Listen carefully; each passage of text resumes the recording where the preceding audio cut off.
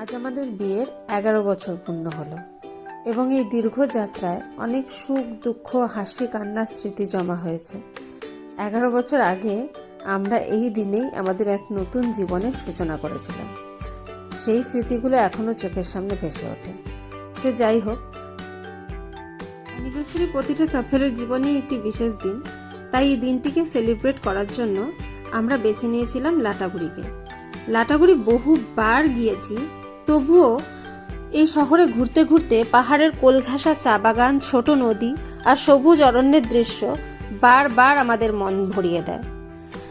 লাটাগুড়ি পৌঁছেই প্রথমে আমরা মহাকাল মন্দিরে প্রণাম করে ঠাকুরের আশীর্বাদ নিয়ে দিনটি শুরু করি। এই মহাকাল মন্দির বহু প্রাচীন মন্দির এবং প্রচুর জাগ্রত, তাই ইচ্ছে ছিল এখানেই প্রণাম করে দিনটি শুরু করার। এরপর আমরা চলে যাই লাটাগুড়ির একটি রিসোর্টে। রিসোর্টটির নাম গল্পকথা রিসোর্ট। লাটাগুড়ি মেন রোডের পাশে সেন্ট্রাল ব্যাংকের কাছে থাকা এই রিসোর্ট সবুজ বনে ঘেরা। এই রিসোর্টটি প্রকৃতি প্রেমীদের খুবই পছন্দের হবে। আপনি যদি প্রকৃতির মাঝে কিছুক্ষণের জন্য শান্তি খুঁজতে চান, তবে এই রিসোর্টটি নিঃসন্দেহে একটি দুর্দান্ত পছন্দ হবে আপনার।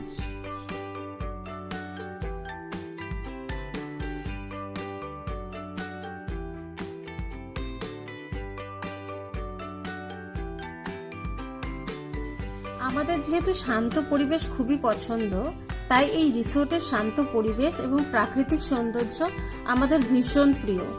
এর আগেও আমরা এখানে এসেছি এবং আবার আসলাম। তার একটাই কারণ, এখানে দাদার আপ্যায়ন, আতিথেয়তা এবং অসাধারণ রান্না। ব্রেকফাস্ট, লাঞ্চ এবং সুইমিং পুলের জন্য আমাদের বুকিং ছিল। বিশেষত এটা ছিল আমাদের একটা ডে আউট প্ল্যান। অতিথি বাড়ি আসলে আমরা যেভাবে ওয়েলকাম করি, দাদাও ঠিক তেমন দাঁড়িয়ে থেকে আন্তরিকতার সাথে খাওয়াতে ভালোবাসেন। এই রিসোর্টটি মূলত একটি ইকো ফ্রেন্ডলি ক্ল্যাম্পিং রিসোর্ট। টেন্টগুলি ভীষণ সুন্দর করে সাজানো এবং ভীষণ আরামদায়ক। এছাড়াও রুমের ব্যবস্থাও রয়েছে। আমি গতবার এই রুমে এসেই থেকেছিলাম।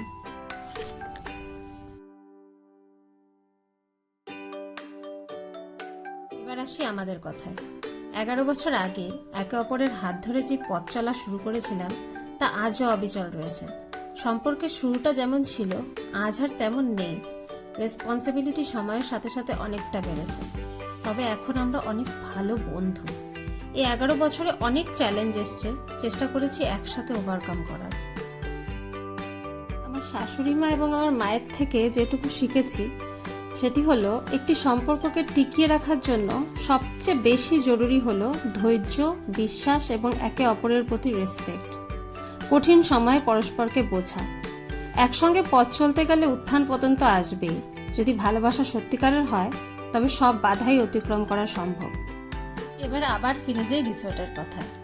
এই রিসোর্টের মেন অ্যাট্রাকশন হলো লাঞ্চ। এখানে রান্নার টেস্ট অসাধারণ। আমরা যেহেতু ঘরোয়া খাবার পছন্দ করি, তাই তো আমাদের এদের রান্না ভীষণই ভালো লাগে। আমাদের মেনুতে ছিল ভাত, ডাল, ঝুরি আলু ভাজা, মুড়িঘণ্ট, মাটন এবং চাটনি। আপনারা যারা ঘরোয়া খাবার পছন্দ করেন, তারা একবার ট্রাই করতেই পারেন। বিশ্বাস করুন, খারাপ লাগবে না। এরপর আর কি, লাঞ্চ শেষ করে রওনা দিলাম বাড়ির পথে। প্রকৃতির মাঝে কাটানো এই দিনটি ভীষণ উপভোগ করেছি। আমাদের এই পথ চলা এখনও নতুন, ভালোবাসার গল্প এখনও অসম্পূর্ণ। আগামী দিনগুলো যেন আরও সুন্দর হয়, সম্পর্ক যেন আরও গভীর হয়, একসঙ্গে আরও অনেক অনেক বছর যাতে কাটাতে পারি, এই কামনা নিয়ে আজকের এই ছোট্ট ব্লগটা শেষ করছি।